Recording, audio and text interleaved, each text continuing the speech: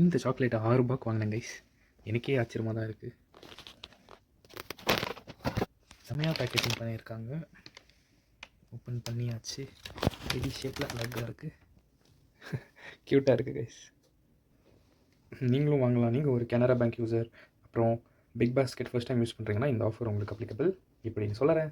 Canara AI app open பண்ணிவிட்டு coupon செக்ஷனில் valentine surprise கூப்பானில் 20 ரூபா கொடுத்து இந்த கூப்பன் கோடு வாங்கணும்.